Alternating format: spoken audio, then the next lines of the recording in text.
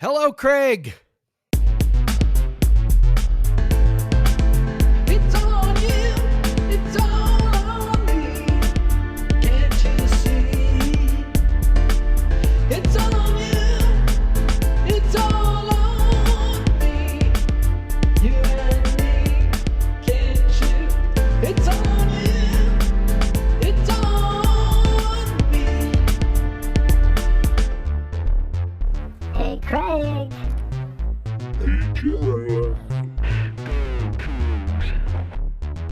Right or wrong, we don't care. Win or lose, we don't care. We don't care. We don't care. Hey, Jeff. Woo! Not often we get to just dive right into it after a big Wazoo win. Maybe we should. I know. We should, when we were like talking earlier this week, we're like, when should we record? And we're like, trying to coordinate our busy lives. And I was like, we could just do it Wednesday after the game. And thank God, Boogie Ellis did not beat us for the 86th 900. time on a clutch shot. I was fully ready to just be like, WSU basketball all around down bad. This is just like not fun, whatever. Yeah. But one win, any win over USC in any sport's always satisfying. And we'll Yeah. get into it. This is Podcast versus Everyone, episode 204, our first episode in over a month or almost 2 months. We're glad to be back. Yes, but we I hope are. everyone had good holidays. I'm joined as usual by Jeff Newser. And Hello. Jeff, what a fucking win. That was probably the best game they've played against a like opponent all year. Yeah. And that was just Yeah. so satisfying. Ernie Kent will not have the last WSU win at Galen Center. So that's a bonus there. We don't want that shit in the record books. So yeah, just all around, man. Just and a couple performances from two guys really that carried the day. And it's funny, Jalen Wells got the start and Isaac Jones went to the bench, and Jalen Wells looked every bit deserving of that start. Yep. With 17 points, 5 boards, only 1 turnover in 39 minutes. But man, Isaac Jones tonight was, Yeah. especially in the second half, He was unstoppable. The only way he would stop is if he missed a free throw. That was it. Otherwise, Yeah.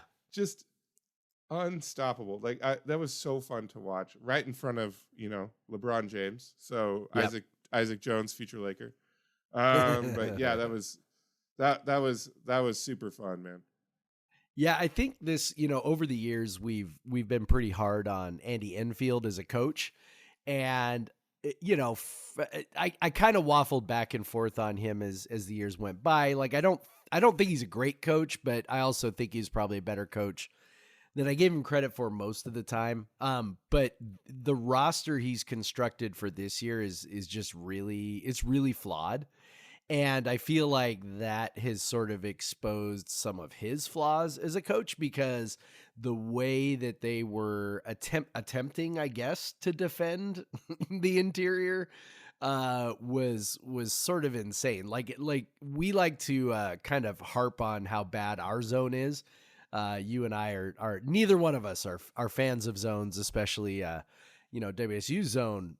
But on a night when WSU zone actually wasn't half bad, USC ran some zone that was far more atrocious than anything I've seen even our atrocious zone be. Yeah. They were letting Isaac get these super deep catches just by he didn't even have to flash to the free throw line. He just had to flash into There was the no paint. high low. It wasn't No. high low too. He was getting the passes from the wings. Yeah. And so, he was in, prime scoring position over and over and over again.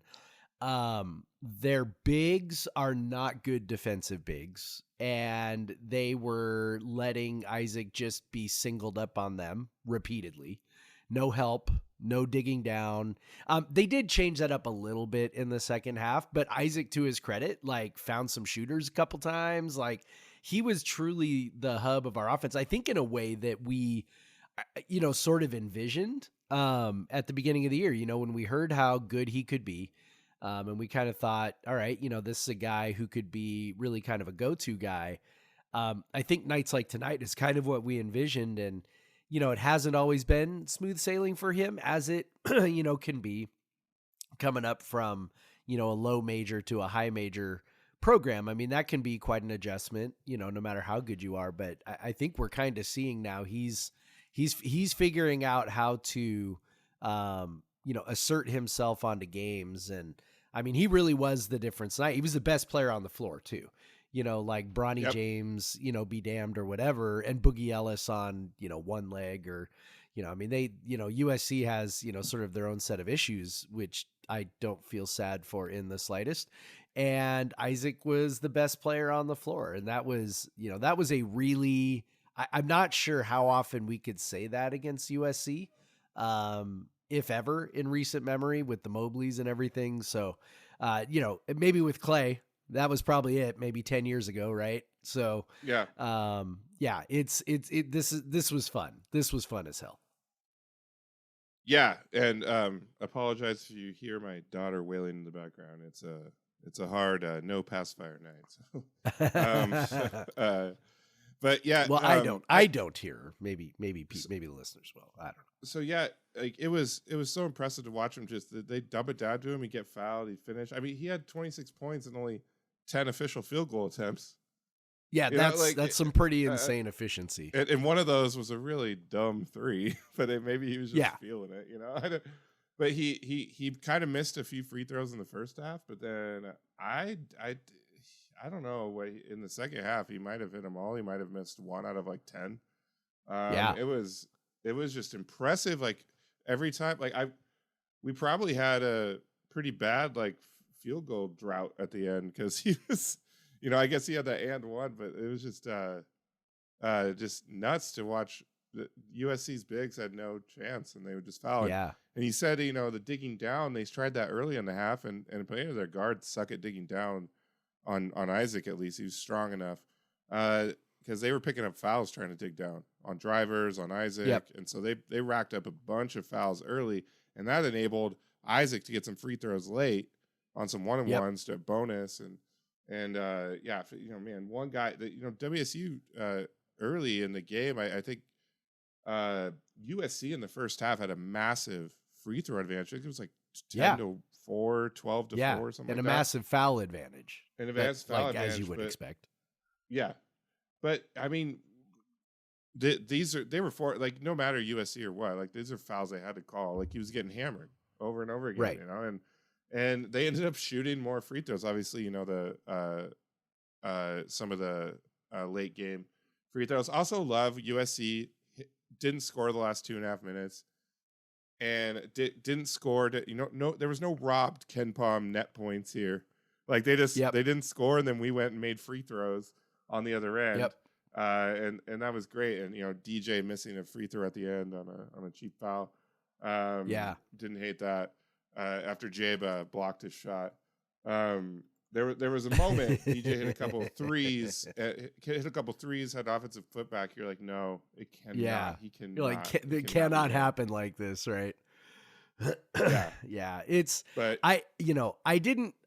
maybe you were different. I don't know. I'm curious what your thoughts were. Like, I'm not like, I don't wish any ill will, toward DJ. Like, I hope he's great. I hope whatever. But like tonight sure felt fucking good. Yeah. Yeah, no, I didn't. I was kind of surprised at how much I like the ire I felt toward him, like watching him play. Yeah, it's probably because I just have this like lingering thought of like I remember him, like I was in Beasley in tears when he announced he was coming back, and now he's sitting there playing for, one of the brands that WSU fans universally hate, and so it felt satisfying. He didn't have a terrible game. Like he was actually he actually had a good game. One of USC's best players, to be honest. Yeah. He had 8 points, 8 boards. His typical game for him. 3 steals, 2 assists, no turnovers. But yeah, but he did. He had some trouble. Like he was matched up on Isaac sometimes, and Isaac had a hell of a job, did really well covering him, and DJ kind of struggled to cover Isaac, so they had to go bigger and get DJ off of Isaac. It was funny just to watch it. You know, he's we know he's a versatile defensive player. He guarded almost everyone. It was interesting to watch that, but it's also funny, you know, watching the broadcast, and they talk about it's USC like 90% of the time they're talking about, right? Yes. Even though these teams are separated by 9 spots on KenPom, like neither of these teams not is anymore. a tournament. Not anymore. Now, actually, officially, when its game started, it was 12 spots. So 73 to 6.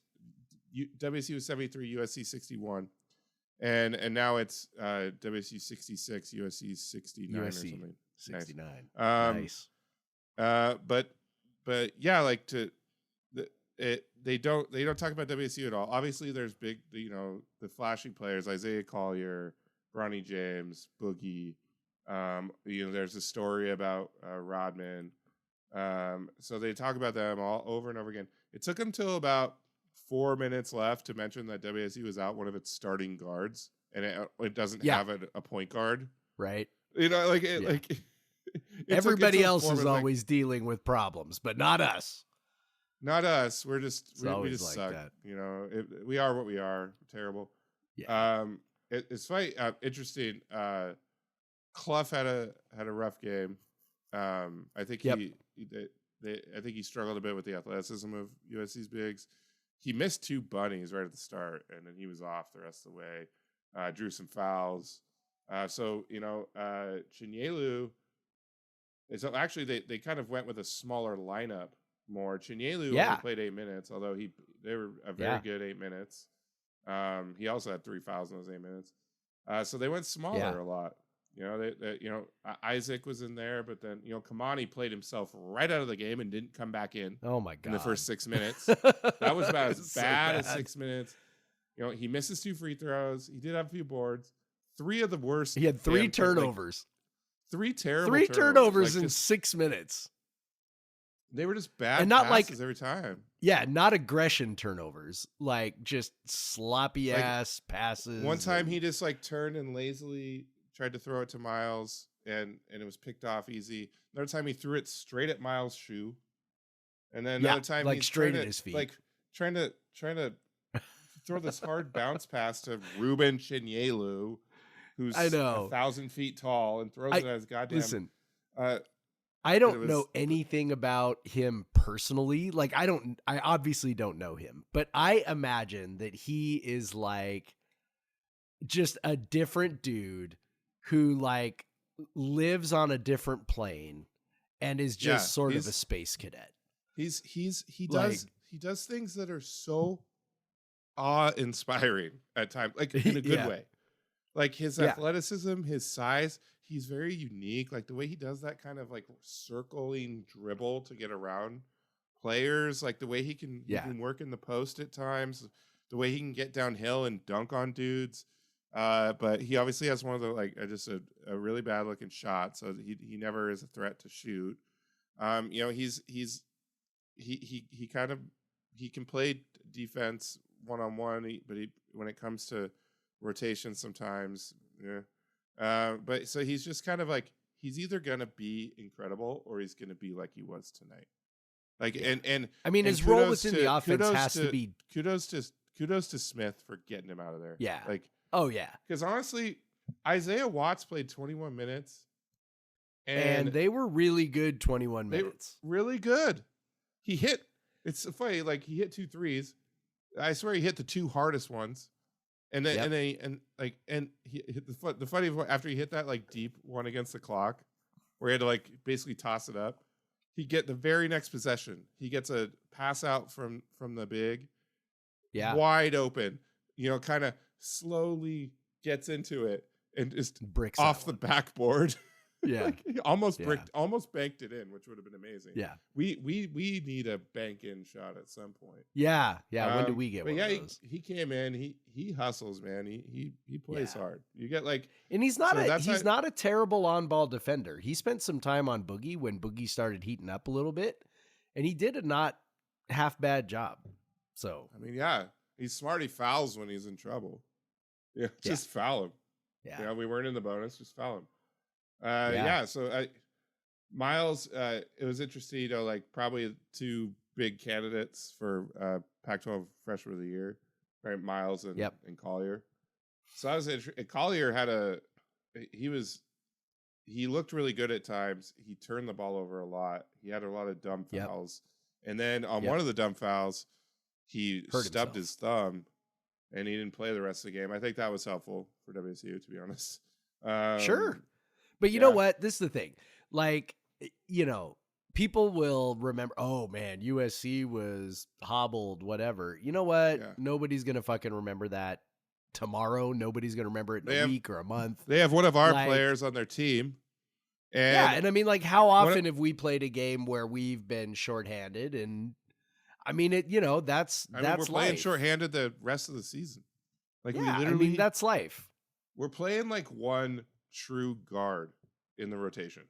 Like, Jabe's like a 2-3. Wells is a straight up 3. Watts, I get. Okay, well, Watts is a guard. I mean, Watts is presuming, but he's a shooting guard. Yeah, but presuming that he's going to play, 15 to 20 minutes, which I think nobody expected. But on a night when Kamani was like on another planet, Isaiah Watts gave him some really, really good minutes, and that's 21 minutes. That's really cool.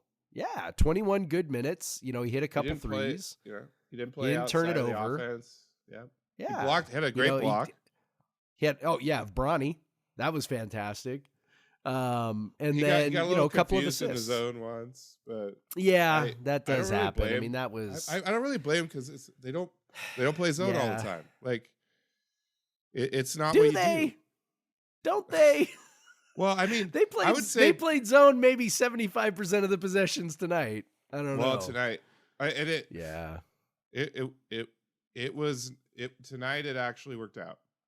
Yeah, it wasn't terrible. Like, USC was not getting wide open shots all over the place. So, I don't know why USC looks like they've never seen a zone before, but I'll take it.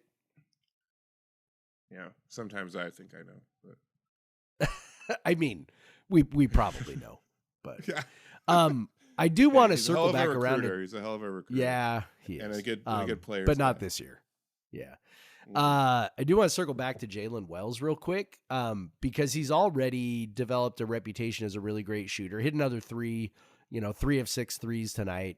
He's up to now 40% on the season, which, like, I'm trying to remember. I guess I could look, but I mean, he started out something like 1 out of 10 or something. I mean, he started out real bad. Coming off that injury, and he has just like lit it up since. But I think like the most encouraging thing tonight wasn't the shooting. He was 3 of 4 on his 2s, and they weren't jumpers. They were drives to the rim. He had a little hesitation move one time, to free up a little space and get a layup. And it doesn't surprise me that he has that. Like, I know in our Slack chat, somebody, maybe Mark or somebody, was like, man, I didn't know he had that in his bag. And I'm like, I didn't know it either. But also, I mean, he was a 20+ point scorer. I think I said so that. Like, okay, maybe you said it. Yeah. And it's like I didn't know he had that either, but I'm also not surprised that he had it or has that, because but it doesn't matter what level you're scoring those 20 points at. You've got to have more than just jump shots if you're scoring that many points. And so it's really fun and cool to see him starting to settle into a point now where he's like, all right, I can start to do some of these other things. Yeah, it's one thing to have it in your bag against D2 players. There's a lot big difference. Like, when you got like athletes like USC for sure. But that's what's so impressive. He's gotten better. He's looked every bit of a Pac-12 player in Pac-12 play. Yeah, he's got a 123 offensive rating in Pac-12 play now. He's shooting 44% on threes. He's actually shooting better on 2s, 41%. He's made 17 of his 18 free throws, 51 free throw rate. Like, I thought he was straight up just going to be a spot up shooter most of the time. 51 free throw rate. That's a scorer. Good. That's a scorer. That's what a scorer does. And then when you're making 94% of them, like, Yeah, get to the line. His Yep. turnover rate's low. He's not really an assist guy, but that's not what they need him for. They just need a guy to score, and he's not he's not a super high volume guy, but he's a good piece, and when he has nights when he's gonna hit shots like he did tonight, he becomes one of your best players. And he played 39 minutes, led the team 39 minutes. Yeah, I mean, he basically took all of Kamani's minutes, essentially, because they played him a lot with Yakimovsky, and that has sort of been an either-or situation where, like, it's one or the... Yeah, it's usually one or the other. They started them together today, and then, usually you imagine, okay, you'll go to one or the other, right? As you play the bigs, bring in the bigs, but they didn't. They played together for the vast majority of the game, and it really worked. It was cool, man. It was really fun. Truly, one of the weirdest things about Yakimovsky this year is that most of his value. Thinking about back to him when he was like a freshman, and he would get kind of lost on defense at times. It's now most of his value is defensive. Like he's a damn good player on defense, and he's a good defensive rebounder, and he's a good defensive player, and he's been struggling with his shot. He's 1 of 4 tonight. He was doing better up until tonight. I think it was 9 of his last 20 or something. But yeah, tonight he had a couple open ones that he hit one big one, but there was a couple others that like you would love for him to hit, like wide open, in the corner. He loves that corner, and I really thought he had a dagger at the end, but he missed it. I did too. Matter. I was like, all right, this is it. This is the oh well, it worked out. But USC didn't score again. It didn't matter. No, they didn't score again. .93 playing zone a lot. I know, right? Points per possession for USC. And a lot of times, we will sit down and just sort of hand track the zone, and we'll be like, oh, that's 6 points on 3 possessions of the zone, right? But yeah, I mean, because it's usually only for like 4 or 5 possessions at a time. Yes, but because it was just it's horrible, and then they get out of it. But yeah, tonight it worked. Honestly, they were able to, and that was one of the things I noted was, even when USC would go on, some little runs, like for the most part, I mean, obviously not totally, but for the most part, we were pretty much enticing them into the kinds of shots that we wanted them to be taking. They were taking lots of mid-range shots. They were taking some contested threes.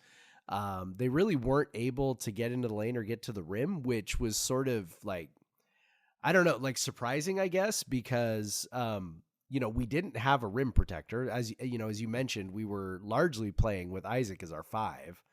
Chinyelu played really well in the minutes that he had, except for getting the tee, and then he was kind of banished to the bench after that. And by the way, total, what he did is a technical foul 100 times out of 100, which is slamming the ball into the ground and not catching it, and the ball flies. Yeah, you got to catch it. Okay, great. Yeah. But the foul call that preceded that was a horrible call.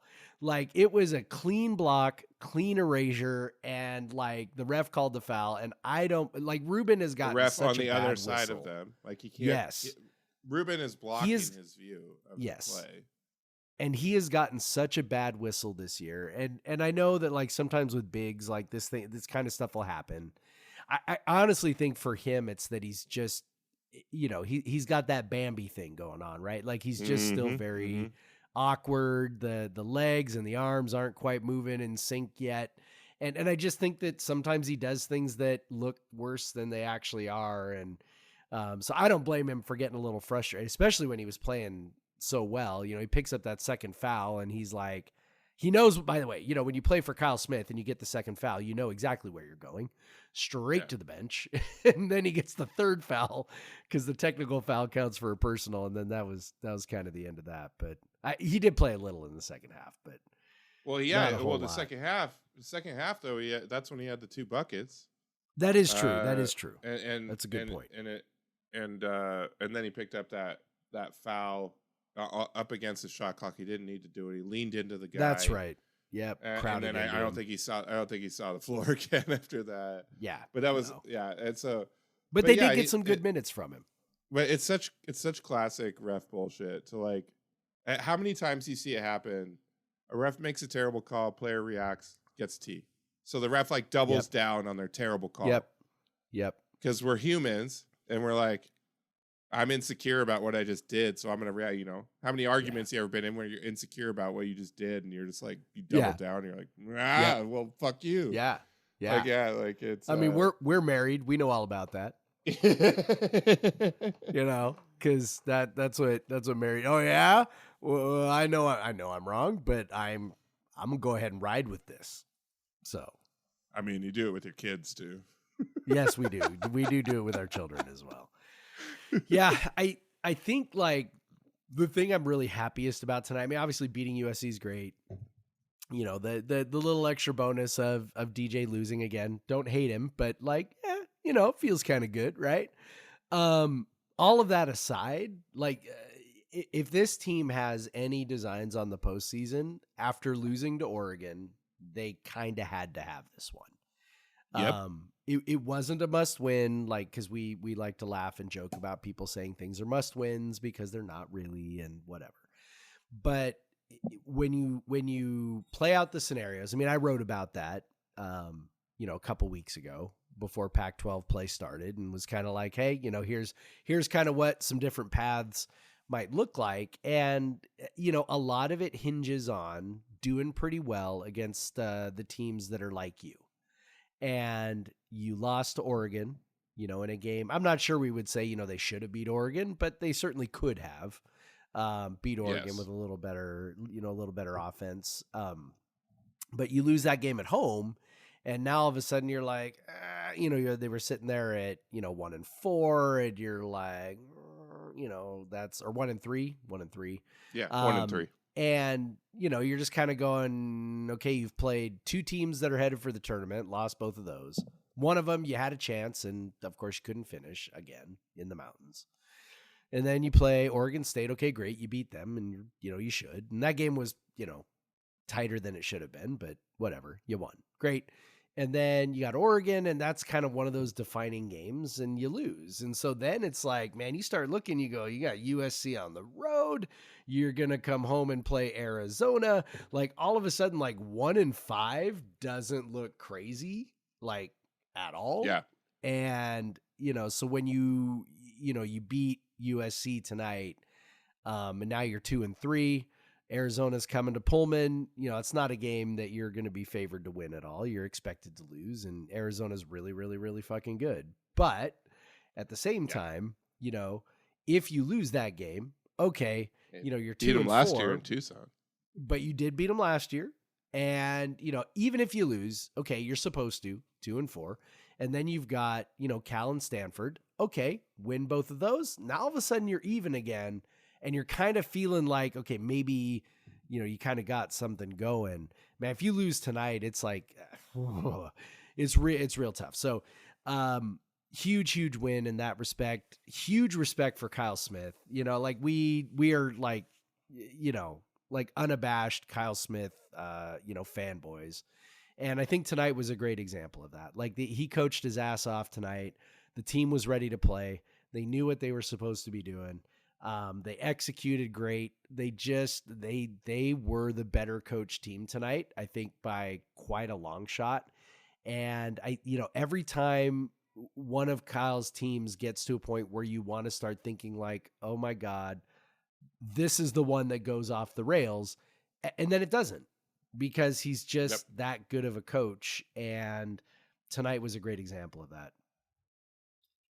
Yeah, and really, like this year, if you look on a whole, he's doing what he does. He's making he's adjusting to his roster, and so what are they good at? They have a lot of bigs. They have three bigs that play a lot of minutes, and so they're generally a pretty big team.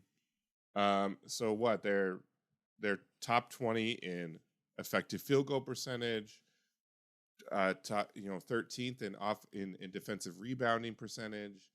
They're top 20 in 2-point percentage, and they're top 20 in block percentage. So like they're just doing things that what you do with a big team.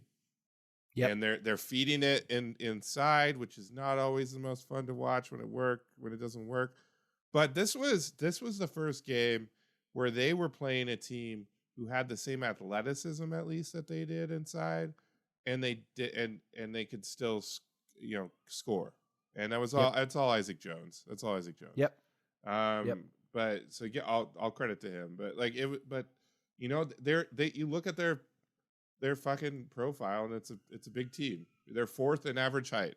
Like they're 4th nationally in average height, and their statistical profile is that of a big ass team. And because they're right. You know what? We're gonna dump it inside. We got 2 skilled posts. We got another post that's just big, and actually Ruben has some touch around the basket that is always a bit surprising because when it comes off his hand, you're like, ugh, and then it rolls in. You're like, all right, cool. All right. Okay. Yeah, we don't have a point guard. We don't. We're playing Miles. Miles is kind of sometimes playing a point guard. Not really though. He's more like he's more of an off guard that gets some assists sometimes. That can pass. That can pass a little. Yeah. Yeah. But yeah, it was they rode with Jabe for long stretches, and they beat USC on the road. Like it was Jabe played pretty well, which he is played kind of pretty well. crazy. Like he was an offensive non-factor. I don't think he made a shot, but yeah, he had one nice pass to Isaac on a and one. Yes. And he had a really nice drive too that he was, I think, a little unlucky to not finish. But yeah, I mean, even he was pretty good defensively tonight. So I think again that just sort of speaks to, the voodoo that Kyle Smith, kind of is able to employ at random times when the team needs it, where it's like, okay, we're gonna roll with Jabe for 17 minutes, and he's gonna not score a point. And it's going to be okay. Right? Like, it's like that actually, Jabe was +3 tonight in those 17 minutes while scoring 0 points. Like, that's not bad. That's not bad. So, yeah, pretty happy about that. Yeah. But yeah, all in all, huge win, massive win. It as you said, like it was very needed. And so it's nice to have, and also just nice to beat USC. Yeah, it's nice to beat the defectors always. There's a lot of them now, but you can't just beat Oregon State. Can't just beat Oregon State. No, you got to beat the and other now you got too. Yep, and now you got Arizona coming on Saturday. I hope Beasley is packed out for that. Probably won't be, but I hope it is. Arizona's really, really, really, really, really fucking good. They've lost 3 games all year. They lost to Purdue, who's also really, really, really fucking good. They lost to Florida Atlantic in one of the best, like craziest games you'll ever see. If you have a chance to find that somewhere, like on YouTube or something, you should watch that. That was a kick-ass game. And then they somehow lost to Stanford on the road. They gave up a Husky to Stanford on the road. So I have no idea how that happened or why that happened, but I'm just going to be like, whatever. And they just got done beating the pants off of Colorado and Utah at home. So they beat Colorado by 47 and beat Utah by 19. And those are two pretty good teams. Yeah. So especially Utah. NCAA tournament teams.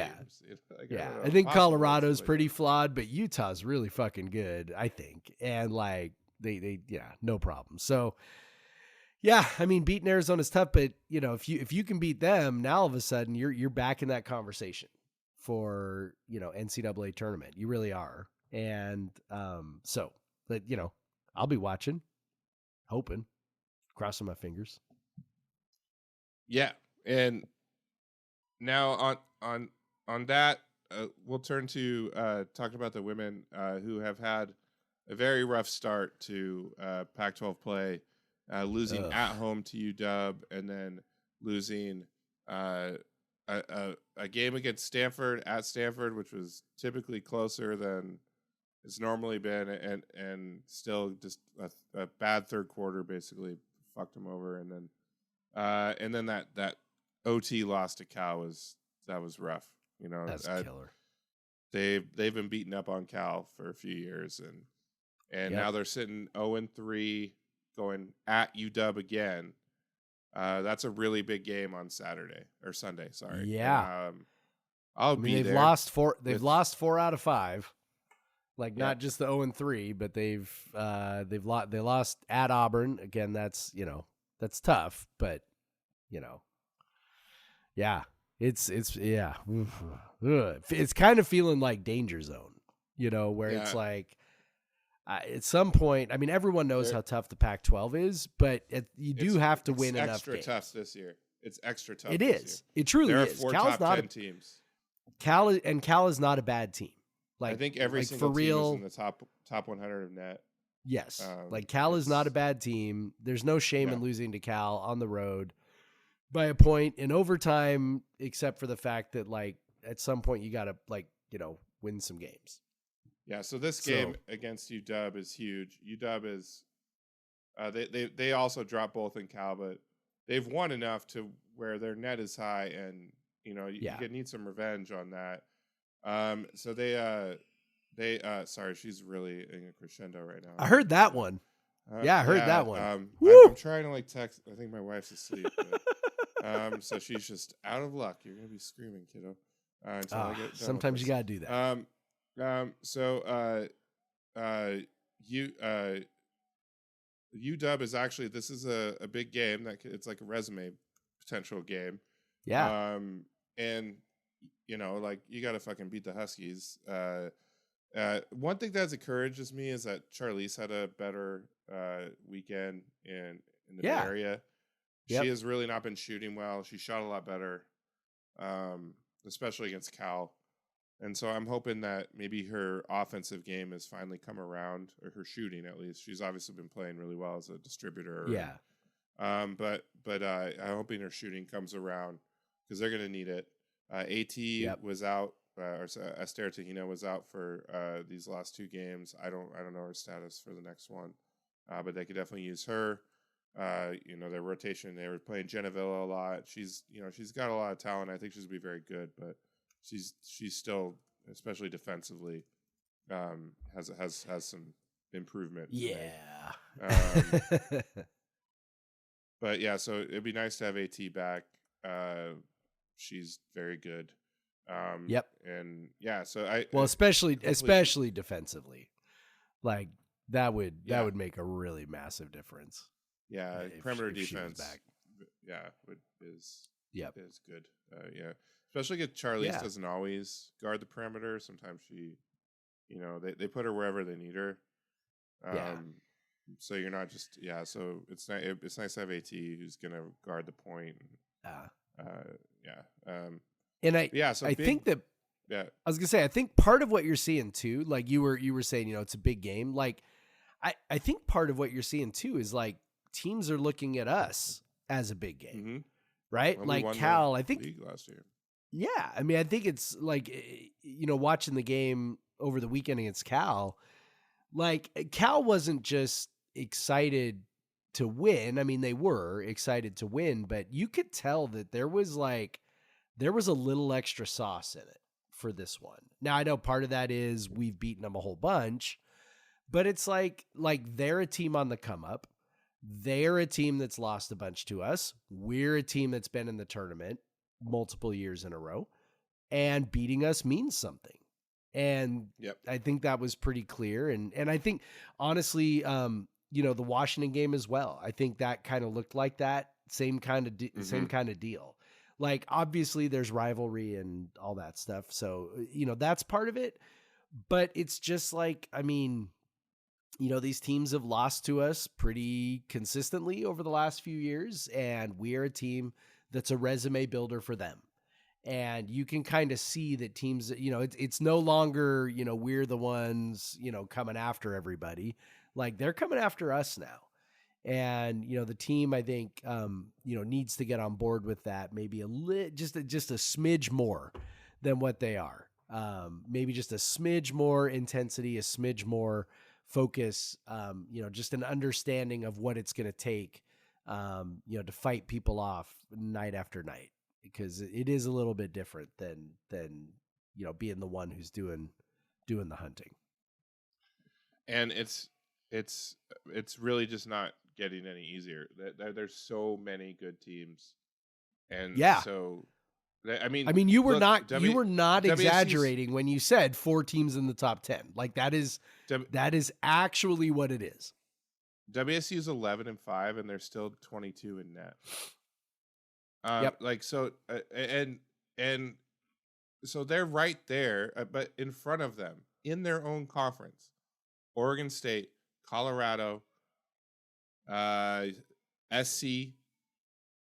Sorry, I'm going up. Utah, UCLA, and Stanford. Yep. And so they're 22 in net, and they're 7th. Yeah. Like they're 7th. They're 22 overall in the country, and they're 7th in their own league. Yeah. It's like the Pac-12 By the way, women's UW basketball is 33, so it's like yes. Pac-12 women's basketball is like SEC football if SEC football was actually as good as everybody thinks SEC football actually is. Right? Yeah. Like this is insanity is what probably the closest comp I can think of is like the Big 12 men's basketball. Like that's pretty crazy. Yeah. But even that is like not like this. Like if you go 8, I think this is crazy. If you go 8-12 in this league, you might make the tournament. Yeah. Because I think WSU already has. I think that's definitely they have a win true. over number. They have a win over a neutral court win over number 32 Maryland, and they have a home win over number 18 Gonzaga in the net. So they already have 2, quality big wins. They don't do quads. We don't whatever. do that in whatever. But whatever. If you want to call it that, whatever. So they already have 2 big wins, but you're gonna have to rack up more, but it's gonna be hard. But that's why. Yep. That's what makes this game at UW is a big one. Yeah, it's a big one. It's this is automatically going to be a resume win if you get it, but it's also one of the easier resume wins you have left on your fucking schedule. It's true. Yep. Because it's like, either that or you got to beat top 10 teams. Yep. Or top 50 teams on the road. That's it. You want to be a top 50 team, top 40 team on the road. Or you want to be a top 10 team at home. Like, that's because even like Arizona, they're down this year, but they're still 43 in net. Yep. Cal is 46. Like, it's nuts. Like how deep. Literally no easy games. Yeah. Literally no easy games. Oregon is the worst, and they're 91. I think, is there another team? Maybe I'm missing someone. I don't know. No, I think that's it. It truly is like that. It's so stacked. I think it's just so there even when like the Pac-12 men's with Pac-10 when it was Pac-10 and they like Tony Bennett's last 2 years at Wazoo, and it was like they were the best conference, but there was always like Oregon State was just pitifully bad. Like so you had those like 2 wins, like, but there's nothing on this. No, there's nothing. So that's it's both it's good in a way. If you lose the games, they're not going to kill you, and if you win the games, they're going to be huge. Yeah. So like that's that's kind of how it shakes out. Yep. I'm trying. Arizona State was who. So Arizona State is 132. I think they're the there worst. You go. So like the worst is 132. Yep. Arizona State. And you said Oregon was like 60, 91 or something. 91. 91. Yeah. And then the other 10 teams are all like top 50, right? Yeah. Yep. Yeah. That's really good. It's insane. Totally ridiculous. Absolutely but absurd. Hey, every win's a big win. Every win's gonna be a big win. Every game's a big game. This is gonna be a fun but maybe frustrating season. Yeah. Gonna be one of those years where they go like 500-ish in the conference and get criminally underseeded and then go to the tournament again. Yeah. Ugh, I got to go to the tournament 500, again. 500. I mean, they're sitting 0-3 right now. Getting to 500 would be maybe 10-7 down the stretch. I said 500-ish. Okay. 500-ish. Um, But they do have, I mean, like, as I'm looking at their schedule, they do play Arizona State. They get Arizona State at home. They do get Cal they get in a them both- they return get them game at twice. They home, get them which on is the road, good. too. Yeah, and they get Arizona State on the So, road, so they do play. there They do is- play, and then they play Oregon at home. So they do I do have some of those winnable games to get some wins. So I do have one concern for the Cal and Stanford weekend yeah, is that Charlize might be playing in That is FIBA true. World Cup qualifiers. yeah, that is true.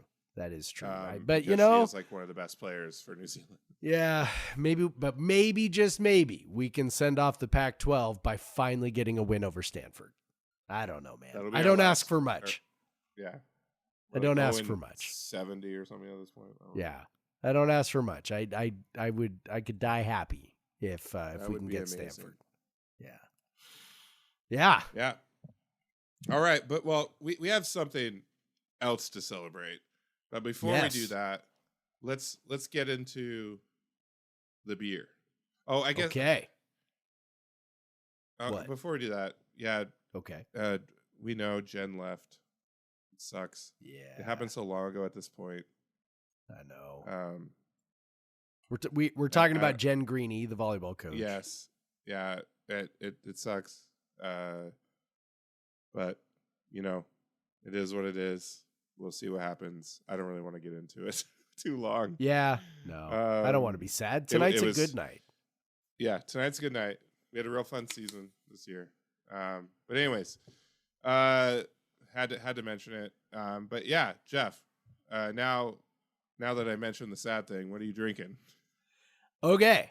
I am drinking a collaboration between Stoop and Varietal with hops from Loza Farms. It's called Colita de Rana. I'm probably doing that wrong because I don't speak Spanish. And so I had to look up what the name meant. Because I was like, maybe this will tie in with the show somehow. I don't know. Maybe you can help me figure out how this might tie in with the show. Colita de Rana or however you say this, actually just means Rana. There we go. Means little tail of the frog.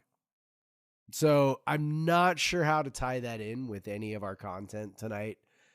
Perhaps you are more creative than I am, but it is a delicious hazy IPA. I picked it up a little while back, and yeah, tastes great. I don't know. Is Loza Farms? Is that somewhere in Yakima? I don't know. Probably. You don't know? How's it How do you spelled? not know this? Loza. And their little like It's in their Wapato. their logo is almost kind of a bandito looking hop, like the face is a hop, but kind of dressed up like a bandito. So, yeah, there we go. They say Mexican. Let's see. They say Mexicano / Chicano owned hop farm, which that's a big deal. There we go. That's a big deal. I love it. I love it. Wapato. There we go. So, yeah, Yeah. delicious beer. I like it. About you, man? By the way, did you come up with like a tie-in about how we could tie in little tail of the frog to anything tonight? Yeah. UW might be next year's TCU. There we go. I like that. Yeah, we can celebrate that one after we talk about your beer. So I went to the cellar. I didn't really have any beers like prepared picked, but so I went to the cellar and I kind of just randomly grabbed. I wanted something that was small and not too highly caloric, so that was one of my small sour bottles. And so I have an E9 real special one, 312 bottle release. It was actually B's first bottle release. She went with me. I think she was around 1 at the time. I maybe less. But it is called Triple B's. because it's made Ooh. with blueberries, blackberries, and boysenberries. You say blueberries, like go blue.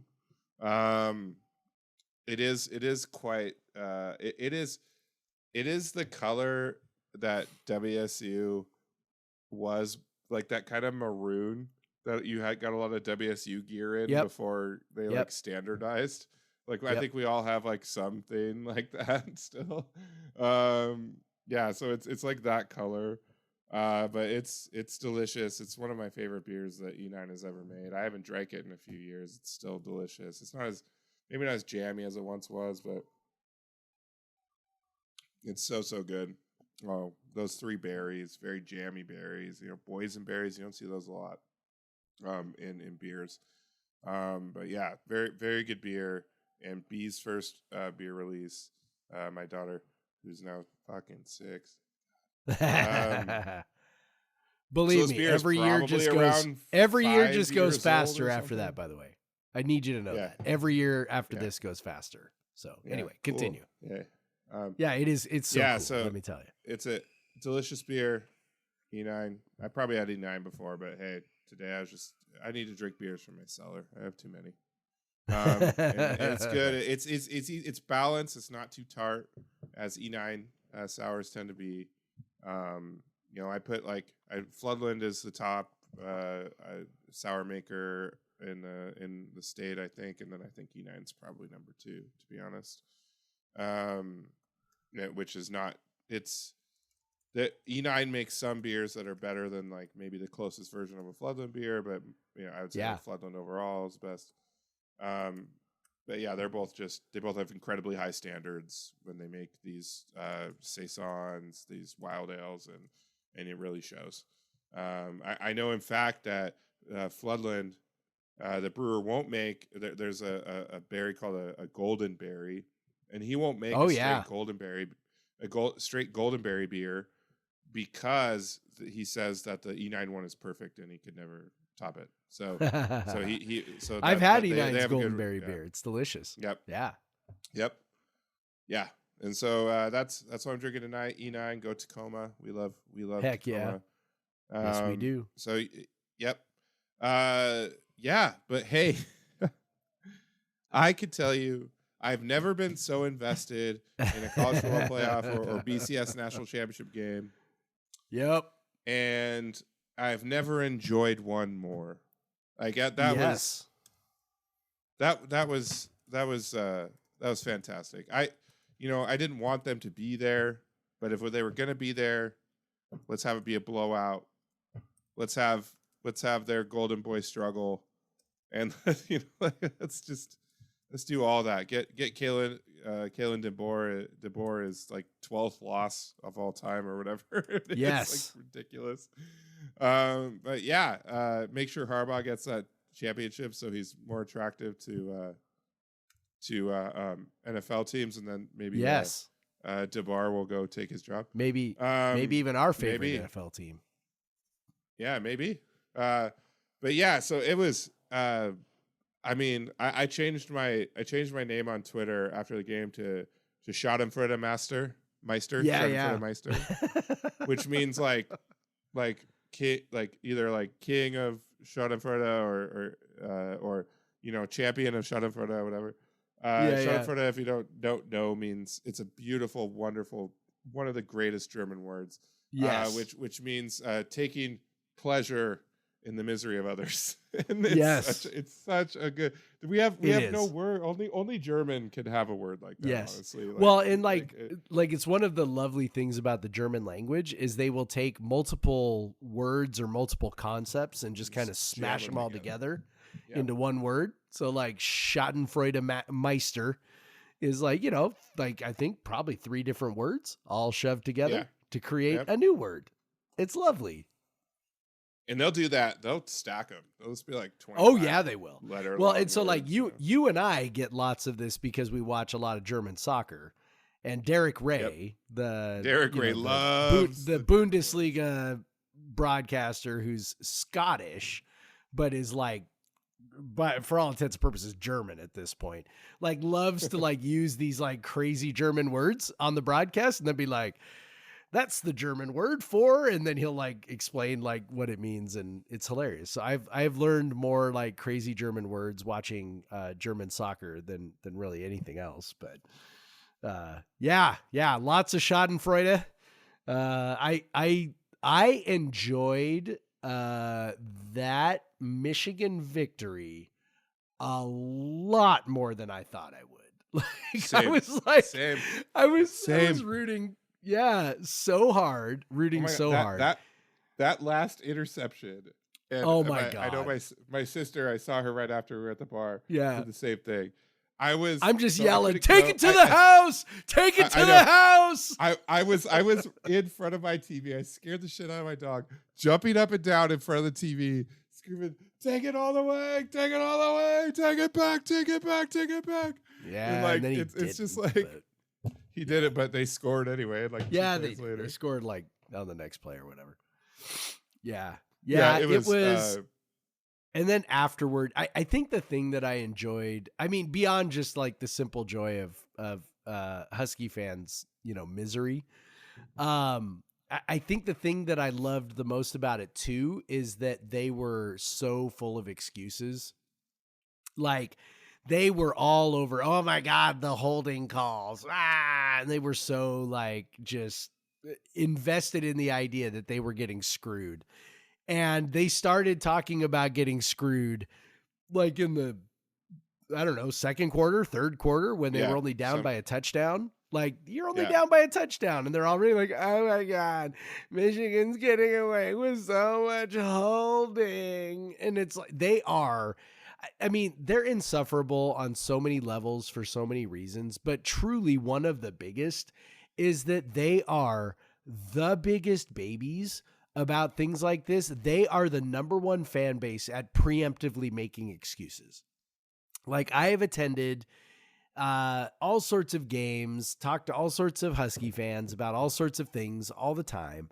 And it's like they are, and this is a very Seattle thing, right? Like a very Seattle thing is to sort of like set low expectations. It's probably gonna suck. And it's like, okay, like that's a very Seattle thing, but like you can't have both, which is what Husky fans want. They want to puff out their chest and be like, we're the greatest. And then when things start going bad, they're like, oh my God, it's so bad. We're probably gonna lose. And you're just like, what the fuck? Like pick a side. Pick a fucking side here and either puff your chest out and be arrogant and just be like, we're the best, or be like just be the victim, but like don't like turn to being victims when at the first moment something seems to not be going right. And so when it's, wasn't quite going right and their, Heisman Trophy should have been quarterback is throwing, fucking laser beams into the 20th row. And it's like, it doesn't go great. And all of a sudden they're like, which oh we saw him do in many games. Like the fucking including narrative, the Apple Cup. The narrative that he should have won the Heisman and that people obviously only just now watched him. It's like, no, they watched him in the last half of the season have some god awful games when he got any pressure on him. And that is what Michigan did. Michigan, they got he's pressure a mess on when him he's not consistently. Yeah, that's got to be a red flag. Like I'm not. Guess what happens in the NFL? Yeah, he has a shot to be really fucking good, but you got people at your feet all the time in the NFL. Yeah, it's just constantly, and that's how every defense is built in the NFL now. They buy they draft these superhumans that are like 6'5", 260 and can run a 4.2, and like they put them on the edge and they just run straight at the quarterback because it's a passing league, and so like so he's got to figure that out. Like he did better against Texas in that, but it wasn't as relentless as it was against Michigan. No. And it looked a lot for a long time how he was playing. Like it was very similar to his performance against Wazoo. Like he had like one big pass, but it didn't go for a touchdown this time. Like you know. Roma Dunze had his one big pass, but Michigan was able to keep him out of the end zone, and I think they ended up getting a field goal on that drive. And all credit to Michigan, because like Roma Dunze is really fucking good. And I will say he got loose like another time, and I don't know if it was a miscommunication or what. Like Penix couldn't get him the ball. Penix just fucking missed it. It was just satisfying with that stuff. Like I straight up like cackled so many times. Oh, and my wife would be looking at me like laughing because I'm just like cackling at like when they do something bad. I mean, like, Sarah was sending me text messages. Shout out for that. So she watched a pretty good portion of the game with me, which she normally does not because I'm way too like ridiculously intense for her during a game. And it's like she was down here and we were, cheering and high-fiving, especially in the first quarter when Michigan looked like they were going to run away with the thing. And then it, got a little tense. And she was like, I'm cold because our basement's kind of cold. And so she goes upstairs and I start getting these text messages like, go blue. And like, LFG 15 exclamation points. Like, yeah, we were all enjoying it. And I have my, my teacher, text thread, with, a whole bunch of guys that I teach with, not all guys, but mostly guys.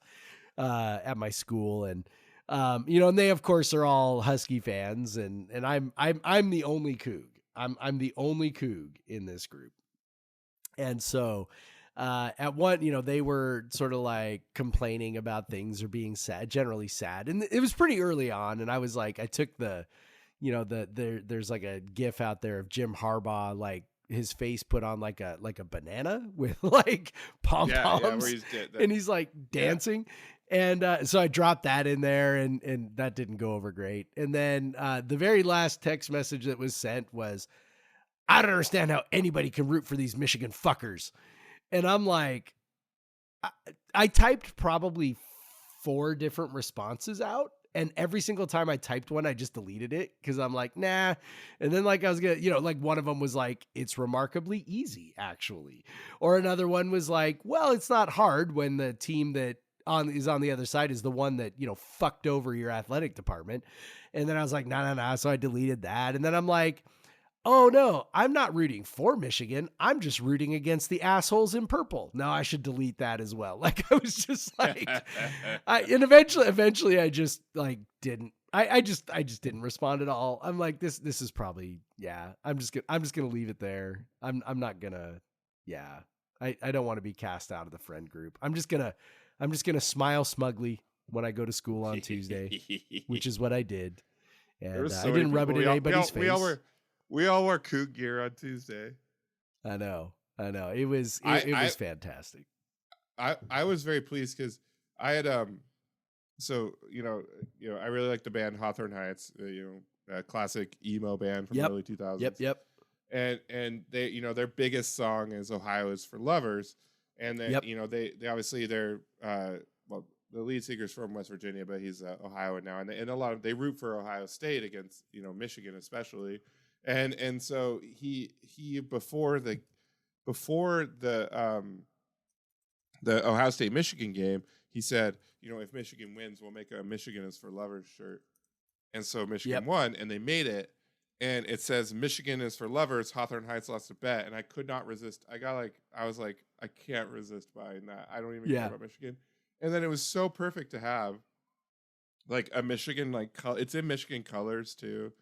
And so after the game, I'd already planned to meet some friends over at Beer Star, and one of my friends he's been in Germany, and he was just back. He's back around the holidays, and we were going out way too much. It was a rough week. But so we met at Beer Star, and I have one of them works at UW.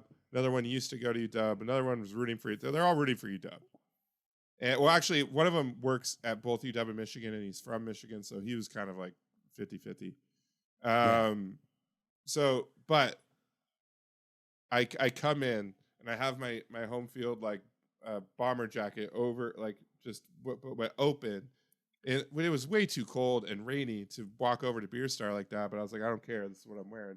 Home field bomber jacket, Michigan is for lovers. And I just walk in, and I go, what a beautiful fucking day. and I brought because I brought four beers over, which included the Bluest from DeGard, Crimson Red from Frudland, and inevitably and then Falling Out to Psychic Death from Frudland, and then inevitably it ends. Inevitably it ends from Frudland. So I like my theme beers. Any one of those could have been my beer tonight, but and my sister comes in a little bit, like about a half an hour after me to the bar, and she just walks the door and goes, "Fuck the Huskies." And it's so fucking funny. And the funny thing is, like, Husky fans, well, first of all, Husky fans are, so navel gazy to begin with that they don't really understand anything going on around them, but they really, really don't understand this now. Even the ones who are like, yeah, man, really sucks what happened to you guys. I feel like that's total bullshit. And I'm like, okay, I do appreciate the sentiment. I do. Like, I'm not like, and like, I don't take it and just go, well, you don't fucking understand. Like, I'm not trying to be a jerk about it. But the reality is they actually don't understand, and they actually don't like at all grasp like really what this means for us and for our school. Like, they just kind of look at it like, oh, that's such a bummer. And it's like, no, it's not a fucking bummer. Like, this is an existential crisis. Like, this is really bad. Not just because like that, like they look at it with the whole, like, and they tend to downplay their role, their school's yes. role. 100% they do. They're like, oh no, it was no, USC. that was USC. I'm like, no, and fuck you. It was not USC and UCLA. The conference was poised to continue to exist even without those two schools until you fucking left. So no, I'm not letting you off the hook. So yeah, you're right. So that's part of it, because they just passed the buck like, well, wasn't really our fault. And it's like, no, it was your fault. So there's that. And then also like, and this is a very Husky thing. Like, they really lack like truly the basic empathy to really like really feel bad. Like they feel like, well, that's such a bummer. But it's like, for them, they're conceptualizing it like, well, okay, well, now you're just going to play worse teams. And it's like, no, that's not it at all. Like, this is really, really, really bad. Right. And there's no way to get them to understand just what a a crisis this is. Not just for the, like, it's not we've been over this on the show. Like, this is a crisis for the university, not just for the athletic department, for many reasons. Right. And so I'm like sitting here going like, yeah, this is really bad, not just for the team that I like, but the school that I love. Like, this is really bad. And you try to get them to understand, and they just can't. They can't understand it. And so then when it turns into this, like, exponential hate, which is what we had, right, on Monday night, they're just like, oh, you guys are just so awful. I can't believe you're not rooting for us, right? I know, God. Just the amount of time, just based on like Twitter mentions and stuff, that you Dub fans, even on Monday, were like spending like, coming after Cougs for not rooting for them. I'm like, why would you care? Why do you care? Why do you care? Like, why do you care who roots for you?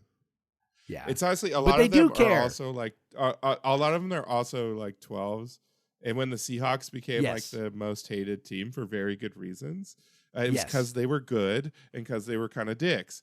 And I remember a lot of the 12s like taking such offense, like, why do the other teams hate us? Why do the other fans hate us? It's like, they should hate us. You should want to be hated. If you're hated, you're good usually. Like. Yeah, that's it. Like, be happy that we hate you. Like, be happy about it. That's how it's supposed to be. That's how it's supposed to be. It's how it is in most rivalries. But apparently they're like, well, we root for you sometimes. Like, I do have, I have some people who are like, we don't root for you. Like, some UW fans are like, yes, you know how it's done. Good. I'm like, good. That's how it's supposed to be. Yeah, you should not root for us because we hate you.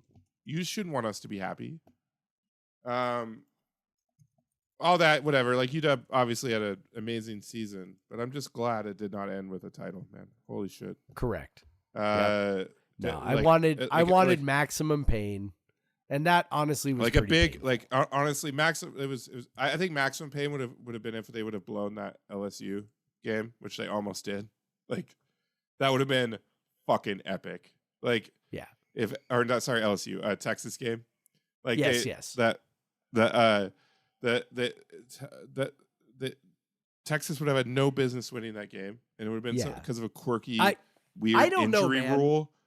I can't decide if that would have been more painful or if what they actually suffered, because it's like there's something about getting so close. No, because they got and the then not getting happiness there. of winning that game, though. That is true, but that's not what they're going to remember. They're going to remember But losing to Michigan.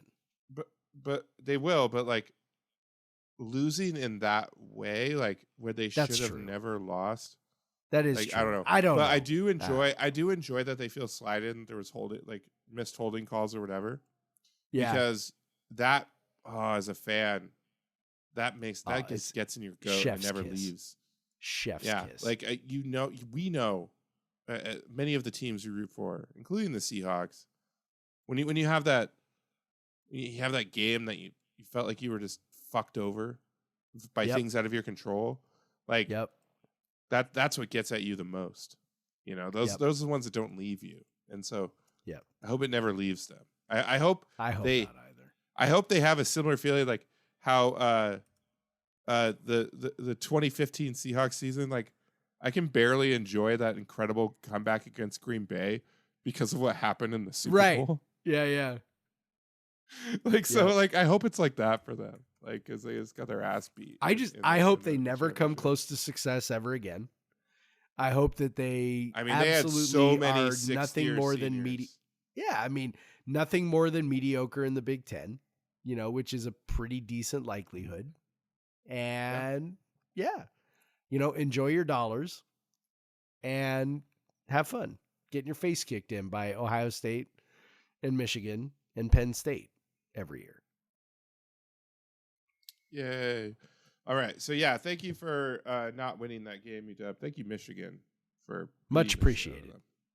We appreciate that. Yeah, we definitely didn't want to happen. I was telling Amanda we might have to move. I just don't want to live in this area anymore if this happens, because we already have seen how long they've ridden that split title in 91. Yep. Yeah. Yep. But yeah, it was, the weekend was terrible, Jeff, for Cougs. The basketball teams lost. The Gardner Minshew running back dropped a pass and he missed the playoffs. It would have been so fun to see him get to the playoffs. Yep. So it was just like, it was such a bad weekend. But the combo of UW losing and finishing 14-1, the saddest 14-1 possible, and then the Cougs, Coug basketball taking down USC tonight. The tenor of this podcast changed so much in the last 48 hours. Yeah. Oh yeah. Yep. Oh man. It got a lot better. Huskies lost, Cougs won. Life is good, man. All right, and if you want to follow us on Twitter, I'm the Craig Powers. Jeff is at Pod versus Everyone. And if you, most important thing, Jeff, tell them about did they even notice? Like, we're not on the Substack anymore, and that's important. Yeah. So we'll see. Okay. So I sent out, I actually published, as probably most of our listeners have discovered at this point, I published a very brief little 2-minute update. We're not on Substack anymore. We've moved our newsletter to a new spot. We have a new, customized URL, podcast vseveryone.com. No more Substack, no more anything else, just podcast vseveryone.com. So you can find us there. That'll direct you to our new site where you can subscribe to the newsletter. And of course, the newsletter includes any new episode. We'll send those out. Also includes any of the writing that I do. And, who knows, maybe Craig might write someday. And that's where you would find that as well.